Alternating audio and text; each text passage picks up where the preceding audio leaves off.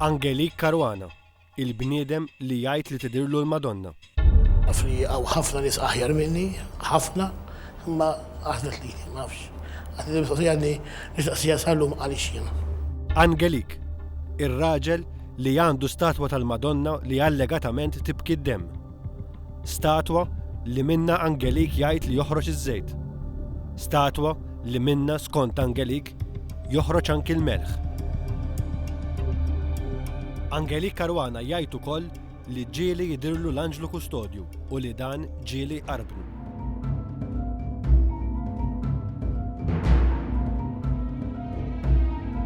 Angelik, il-bniedem li jgħid li kull nhar ta' ġimgħa iħoss u jara fuq ġismu il-pjagi ta' Ġesu.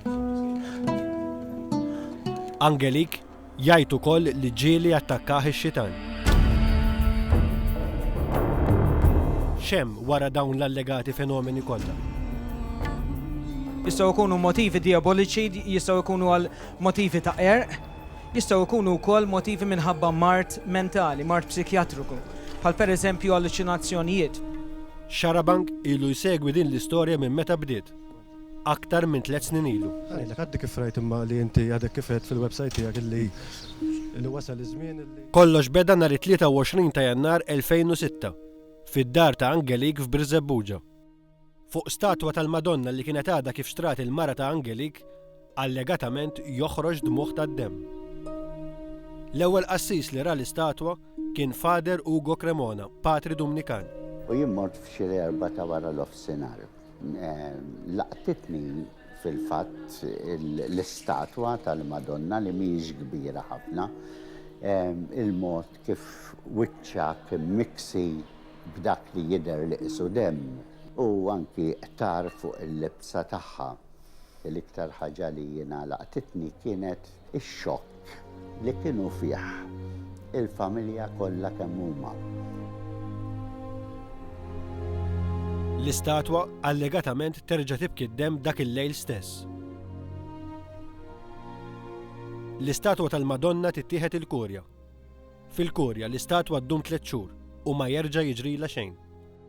L-istatwa tingħata lura lill-Angelik b'digritt tal-kurja li jgħid wara li saru l-eżami xjentifiċi opportuni u ġew studjati r-rapporti dwar ir-riżultati ta' dawn l-eżamijiet, ma jidhirx li dan il-fenomenu huwa wieħed li jindika intervent sopranaturali. F'Xarabank tibda analiżi tal-każ. Qed nara li għandu tiċpis ta' demm. Mhux biss taħt l-għajn, imma anke fuq l-eyelid ta' fuq taż-żewġ naħat tal-għajn, jiġifieri tal-għajn ix-xellugija kif ukoll tal-għajn il-leminija. Li għal daqstant allura ma jista' qatt ikun kif qed nara minn dan ir-ritratt, ma jista' qatt ikun demm li ġie mibki jekk wieħed irid juża l-kelma biki. Ma jistax ikun ħareġ bħala dmuħ da. Ma jistax ikun ħareġ bħala dmuħ, għaliex id-dmuħ joħroġ minn taħt il-għajn mhux minn fuq il-għajn. U hawnhekk Allura intix tikkonkludi minn dali xi ħadd li allura dak id-demm huwa mċappas. Mċappas magħha mal-mal. Mċappas magħha mhuwiex demm li ġie ħareġ mill-għajn b'mod naturali. Tibda wkoll id-diskussjoni. Il-kurja ddikjarat li temmen dal-każ qalet li m'hemm xejn sopranaturali fl-affarijiet li ġraw s'issa. Ġifieri dik il-pożizzjoni tal-Knisja u jiena I tend to stand ma' dik it-tip ta' dikjarazzjoni. Ngħidu li ma inti qed ħarref Angelik żgur li le ngħidilhom jien għax jiena nafu l-Angelik. Jiena ma rridx naqbes into conclusions għax irid inżomm il-paċenzja wkoll. Imma tibki l-Madonna u qisu kaħħal wiċċ il-Madonna. Jien mhux qed ngħid tagħmel Angelik għax jien naħseb jekk xi ħadd jgħid hekk ikun jumping into conclusion. Imma li dak mhux biki. Ej, issa mhux nippruvaw ninslu taħt l-art, issa jelmen nkunu raġonevoli. Intant, Angelik jibda jgħid li qed tidirlu l-Madonna. Naraw il-Madonna l-ħin kollu f'nies li qed ibatu, f'nies li qed ibatu inġustizzi, dawk huma d-derijiet illi titkellem magħha. Ġesu qalilna tarawni f'min qed ibati, din hija l-kelma tal-Alla. L-ewwel dera allegatament tiġri fid-dar tiegħu stess. Kien il-ġimgħa 21 ta' April 2006. Ma f'ġarabija u intlaqt. Intlaqt? Intlaqt. Naf li rajt mara libsi kollha l-abjad.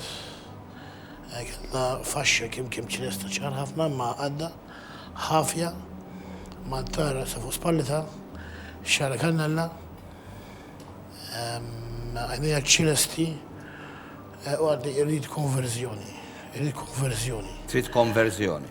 Ġal in-nies jgħidu Rosarju, jitolbu Rosarju. Fis-27 ta' Settembru 2006, il-Kanċellier tal-Korea jinforma lill-Angelik li minn testijiet ta' DNA irriżulta li d-dem ta' fuq l-istatwa huwa d-dem ta' Angelik innifsu. Dak huwa d-dem tiegħu. Id-dem tiegħu.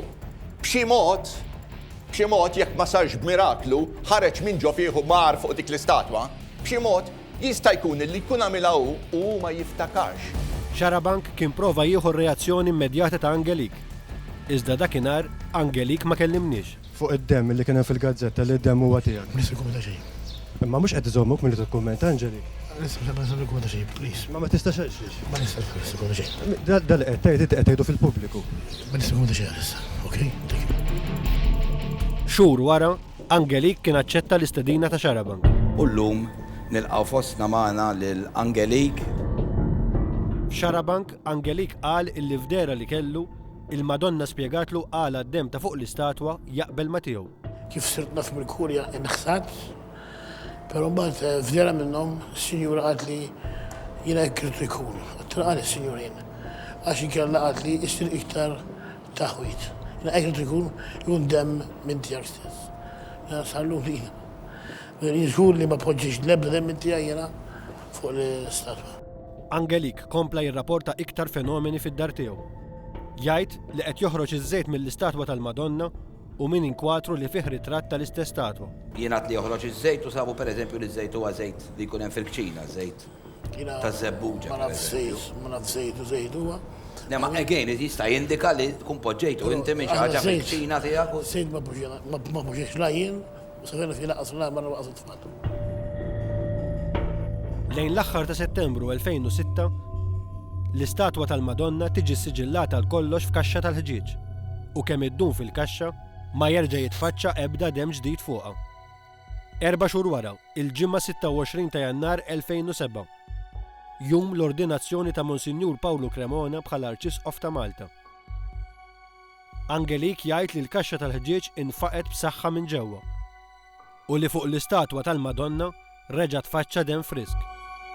Għet jgħid li saret splużjoni isa żgħira minn ġewwa għal barra. Inti x'tikkonkludi meta tara dan ir-ritratt? L-ewwel nett dan ir-ritratt juri li l-ħġieġ ta' quddiem l-istatwa kif ukoll il-ħġieġ tal-ġenb tax-xelluk u l-ġenb tal-lemin huma mfarkin. Però juri wkoll li dan it-tifrik għalija bħala espert tal-pulizija u espert tal-qorti, għalija dan it-tifrik ma rriżultax minn splużjoni. Kieku riżulta minn splużjoni kieku sar kollu minn punt fokali wieħed li sploda l-barra minn dak il-punt. Imma hawnhekk minn dan ir-ritratt li hu ritratt tal-faċċata nista' nidentifika mill-ewwel li hemm mill-inqas 3 postijiet differenti fejn saru daqqiet fuq il-ħġieġ fi stanti differenti. Minn barra? Minn barra. Ġi xi ħadd? Hemm il-ħġieġ il-parti l-kbira qiegħed fuq ġewwa. Eżatt. Jekk nurik forsi tal-ġenb ukoll? Hemm daqqa mill-inqas li qiegħda madwar il-punt tal-midrif tal-Madonna. Hemm oħra hawn fuq li tidher ċara li hemm daqqa u l-ħġieġ jirredjejti għal barra u hemm daqqa oħra mill-inqas li qiegħda wisfel. Mill-inqas li daqqiet fuq il-faċċata. Mill-inqas. Għax peress li ħġieġ infarrak ma nistax ngħid iżjed minn hekk. U hawnhekk mill-ġenb ukoll għandna ritratt mill-ġenb? Mill-ġenb l-istess jidher ċar li hemm mill-inqas daqqa waħda possibilment 2 fuq il-ġenb tal-lemin tal-istatwa. Ġifieri inti minn daw ir-ritratti almenu tista' tikkonferma illi da ma sarx minn ġewwa kif fil-fatt jingħad? Ma jidhirx li sar minn ġewwa le. Illi xi ħadd minn barra tadda it-tapon? U laqqas saret minn punt fokali wieħed. għaliex il-pożizzjonijiet fejn jirradja l-ħġieġ li baqa li allura jindika il-punta oriġini tad-daqqa huma differenti fil-pożizzjonijiet differenti ta' din il-kaxxa. Intant, Angelik Karwana jgħid ukoll qed jattakkaħ ix-xitan. Angelik rajtu qiegħed bħaspeċi xi ħadd qiegħed jifgaħ. Angelik jgħid ukoll li qed jidirlu l-Anġlu Kustodju. Allegatament, f'waħda minn dawn id-deriġ ġo knisja, l-Anġlu ta' lill-Angelik kuruna tar-Rużarju. Nassigurak li f'idejh ma kien hemm xejn għax għadda minn qudiemi, baqgħet fuq il-lambone fejn Father Hayden u taħ xi ħaġa. X'taħ ma nafx.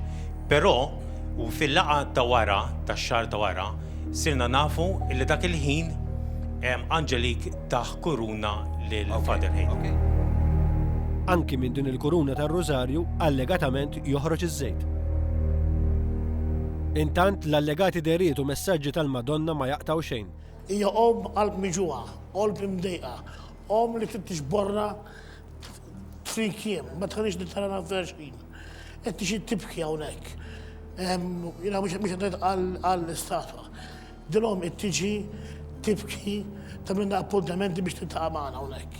Datu daw kas il-messaġġi, tiġi tgħidhom biex titolbu għall-assasin, immorru l-qudies, mhux daw il-fenomeni kollox, ma x'in importanza dajli. L-importanza it-qarmija ta' kuljum u l-qudiesa ta' kuljum. Daw il-fenomeni jiġu fil-ġemp. 7 xhur wara l-ewwel dera allegata minn Angelik, il-Madonna tgħidlu li se tibda tidirlu fuq l-għolja ta' Borċ in-Nadur. L-allegati deriet tal-Madonna f'Borċ in-Nadur isiru appuntament ta' darba f'ġimgħa ta' kull nhar ta' erba'. Kull nhar ta' erba' Borċ in-Nadur fis-Stari Esquart. F'Borċ in-Nadur, Angelik jgħid li l-Madonna qed titolbu penitenza. Darba titolbu jiekol il-ħaxix tal-art. Darba oħra tgħidlu biex idellek it-tajn ma' wiċċu.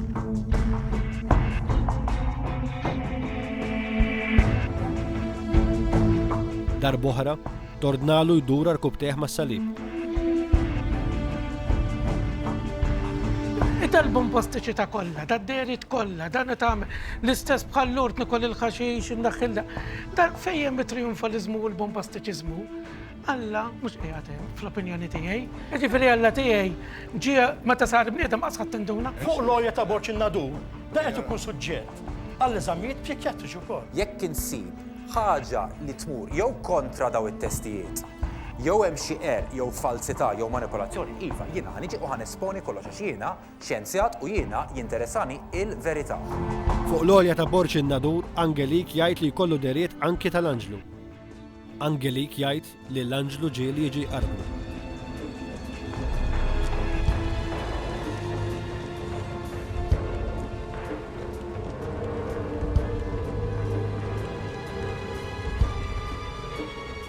U hemm in-nies li rawha, hemm mill-inqas 6 min-nies li raw.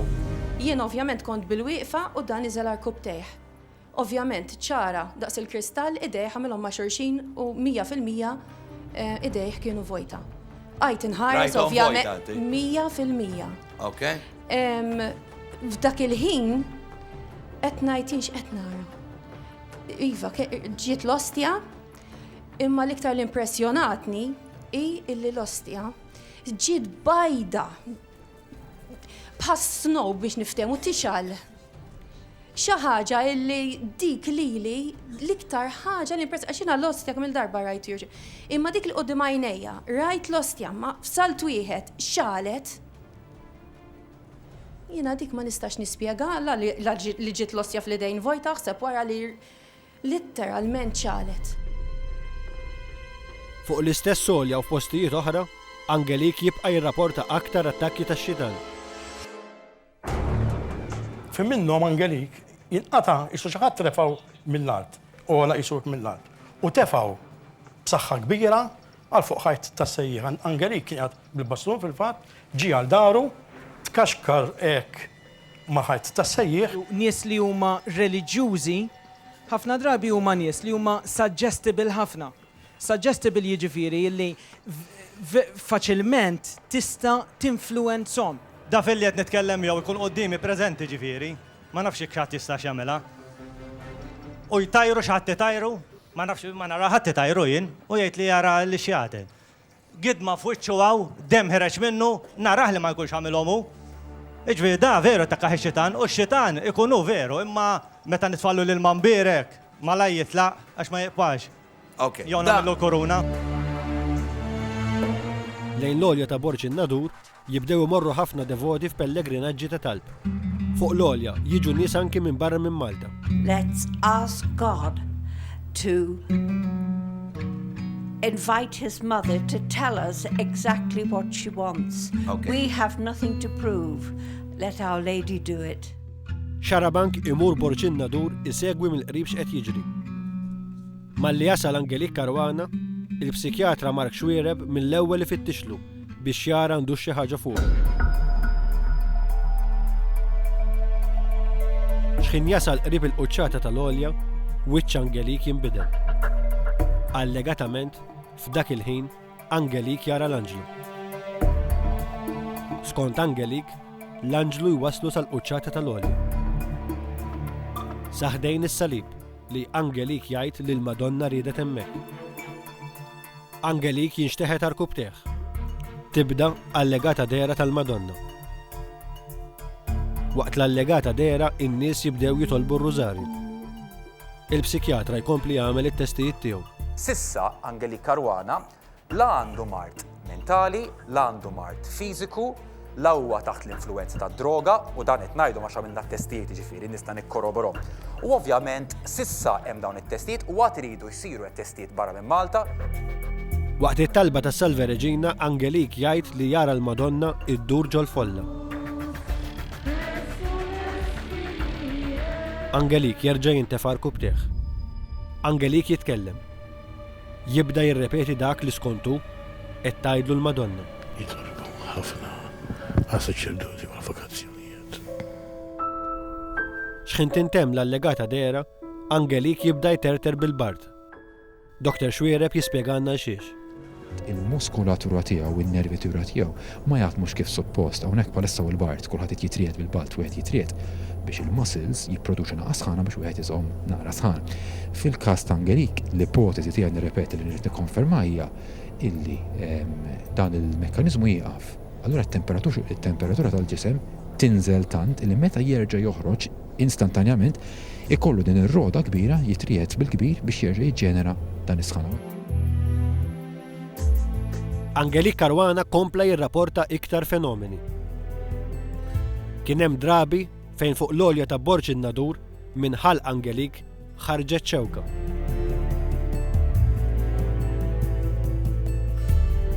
Issa mill-istatwa tal-Madonna allegatament ħireġ ukoll dmuħ u melħ. Xarabank kompla jsegwi l-ġrajiet li allegatament qed jiġru madwar Angelik Karwana. Komplejna niltaqgħu ma' aktar xieda li jgħidu li quddiem għajnejhom raw iseħħu affarijiet sopranaturali. Morna wkoll Ruma mal-psikjatra Dr. Mark Xwiereb u hemmhekk iltqajna mal-Marjanologu ta' fama internazzjonali Fader René Laurentin u miegħu tkellimna dwar Angelik u dwar fenomeni oħra sopranaturali. Come esperto non dico mai credo a questa apparizione, bisogna credere, è autentico. Intant, Angelik jgħid li kull nhar ta' ġimgħa qed jirċievi l-5 pjagi ta' Ġesu Kristu. Aħna morna d-dar ta' Angelik propju fil-jum tal-ġimgħa. Fil-jum li fih allegatament Angelik iħossu jara fuq ġismu il-pjagi ta' Ġesu.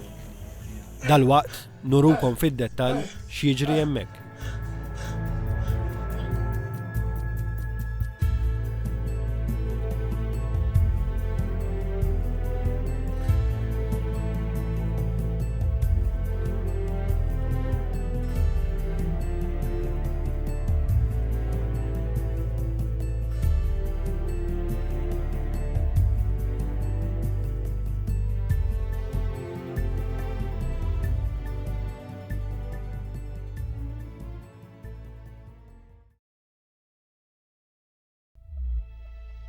Ninsab f'Birzebbuġa ħdejn id-dar ta' Angelik Karwana. Angelik Karwana bħallum nhar ta' ġimgħa jallega li fuq idejh u fuq saqaħ jidhru il-pjagi ta' Sidna Ġesu Kristu jgħid li jħoss l-uġieħ tagħhom, jgħid li wara tiġi żżuru l-Madonna. Mi għandi psikjatra Mark Xwiereb, psikjatra. X'ħan naraw f'din id-dar? Mela hawnhekk naraw sensiela oħra ta' fenomeni, ta' avvenimenti bil-permess ta' Angelik Karwana ħanitlu fid-dar tiegħu u ħanaraw bażikament avveniment li ħajnqasam fit-tlieta. L-ewwel parti ħajkollha l-uġieħ li huwa allegatament jgħid illi jsofri kważi kull ġimgħa, il-passjoni ta' Kristu skont Angelik Karwana, jidħol fi stat aktar profond ta' estazi, tiġi il-Madonna dejjem skont Angelik Karwana. Mentri mbagħad fl-aħħar f'punt kruċjali jieħu s-semblanzi tal-kruċifiss, il-pożizzjoni tal-kruċifiss fejn ikun naraw qiebes immens. Nidħlu fil-kamra tas-sodda ta' Angelik Karwana. Insibu lill-Angelik mitluq fuq is-sodda. Fil-kamra insibu wkoll żewġ qassisin u lill-mara ta' Angelik. Jibdew jitolbu r-rużarju. Fil-kamra hemm ukoll ir-ritratt tal-Madonna li allegatament minnu joħroġ iż-żejt. Bħalma jagħmel dejjem, Dr. Xwiereb ifittex fuq Angelik.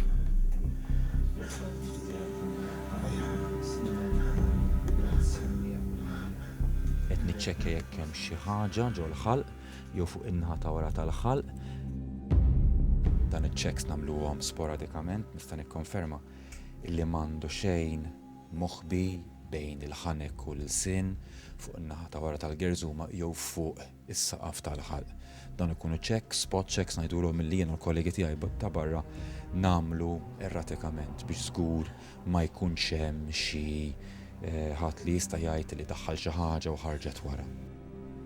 Fuq wiċċ Angelik espressjoni ta' uġieħ. Espressjoni li fi ftit ħin tinbidel fajjat u f'nifsijiet twal u frekwenti.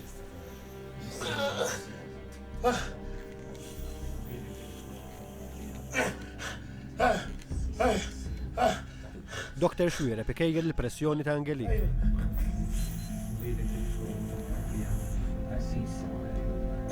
Fuq idejn Angelik ninnutaw ħafna grif.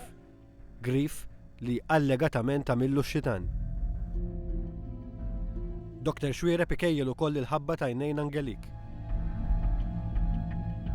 Ikejjillu wkoll il-polz. Niċċekkja s-riflessi.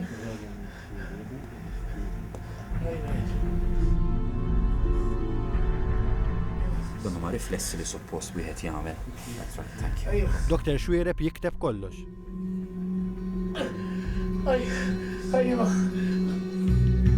Iktar ma jgħaddi l-ħin, l-uġieħ ta' Angelik iktar jiżdied. Naraw l-allegati pjagi. Fuq idejn Angelik, fuq saqajn Angelik, fuq il-kustat ta' Angelik. L-allegati pjagi ma tfaċċawx dak il-ħin. Kienu diġà fuq il-ġisem ta' Angelik fil-ħin li aħna dħalna fil-kamra. Dr. Xwiereb jgħidilna s-sab sissa mit-testijiet li għamel fuq dawn l-allegati pjagi. Ili nieħu dokumentazzjoni fuq dawn ix-xhur. Ma tikkorrispondix ma' ferita meta wieħed pereżempju jaqa' jweġġa. Il-konturs tal-ġilda mhumiex infettati u qatt ma kienu.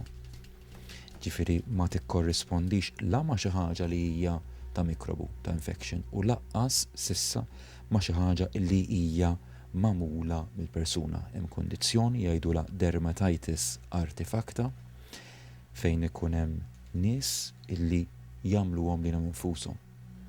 Dan il-fenomenu għadna ninvestigawh u ovvjament ir-riżultati joħorġu aktar fiċ-ċar hekk kif din il-ġraja tkompli sseħħ.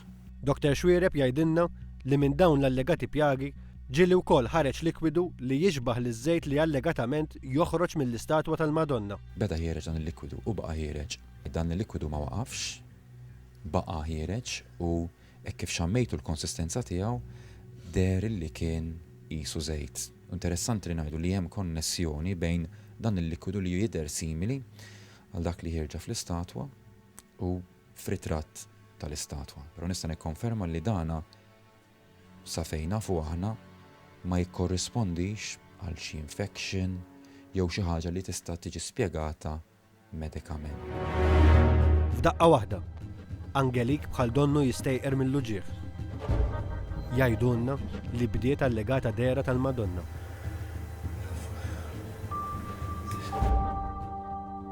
Għajnejn Angelik jiċċassaw lejn is-saqaf. Il-psikjatra ikompli jagħmel it-testijiet tiegħu. Min għajnejn Angelik tinżel dema. Angelik jibda jirrepeti dak li allegatament qed tgħidlu l-Madonna. Bħalma jiġri dejjem il-messaġġ jiġi rrekordjat. Jien għandi qalbi miġuwa ħafna. Qalbi ħadd ilaqqasam. Għajjejt insom dilajn ibni Ġesur. Għajjejt. Irrid konversjoni urġenti mid-dinja. Għalhekk kien niġi f'Birzebbuġa f'Porċinatur. Ġibbajt interraq. Ħraqt li qiegħda saqajja għalikom. Irrid niġborkom taħtom waħda. Ħafna minnkom aċċettawni, oħrajn ma aċċettawnix, oħrajn dubjużi. Waslu dan il-messaġġ għad-dinja kollha. Hija l-immakarata konġezzjoni. Alla.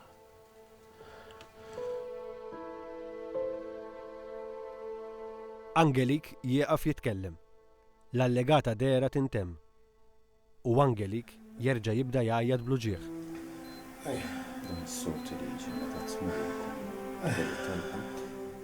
Dr. Xwiereb jurina l-ewwel riżultati tat-testijiet li qed jagħmel fuq Angelik. Jiena neħu l-pols, naraw hawnhekk illi bejn l-ewwel time interval u t-tieni wara kwarta, il-pressjoni telat, il-pols tela wkoll minn 109 għal 125, is-sajż tal-pupil il-ħabba kibret, u ħaġa importanti wkoll għax ma ninsawx li aħna qed niskludu mart ieħor organiku, ir-riflessi u t-tone, il-muscle tone, ġifieri l-lebusija tal-muscles baqgħu normali u dak jista' jtina indikazzjoni għal meta nsifru illi dana mhuwiex klinikament, almenu klinikament, mhuwiex kawża ta' xi epilessija dik li ngħidu speċifikament temporal lobe epilepsy.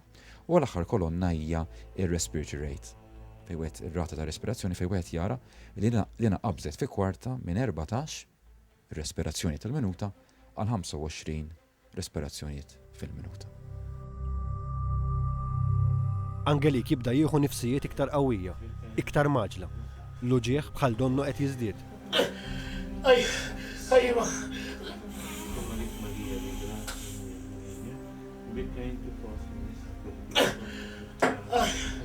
B'salt wieħed, Angelik jibda jistira u jieħu l-forma ta' raġel imsalla.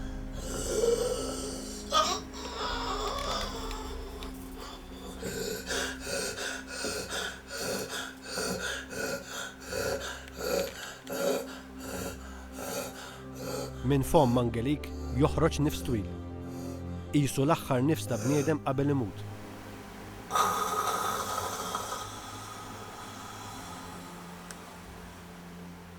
Il-fenomenu jintemm hawnhekk. Angelik jidher jien. Qabel inħalluh jistrieħ, insaqsu lil Dr. Xwiereb fuq dak li għadna kemm rajna.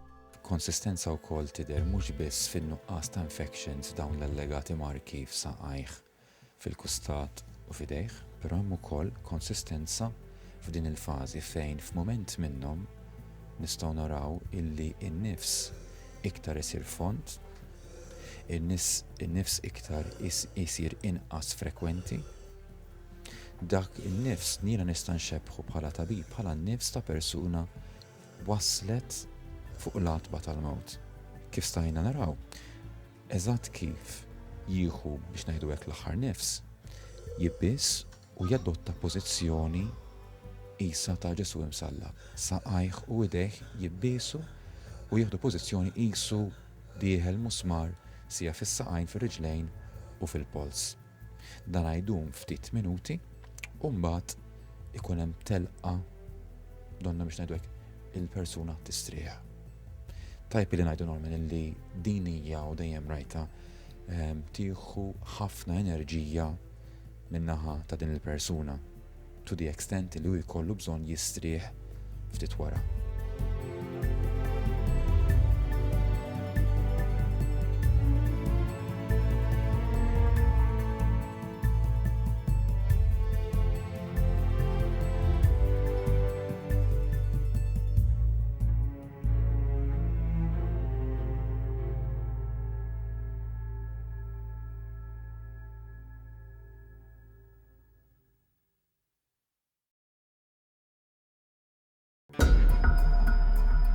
Meta aħna morna niffilmjaw l-allegati marki tal-pjagi fuq Angelique, aħna sibnihom diġà fuq ġismu.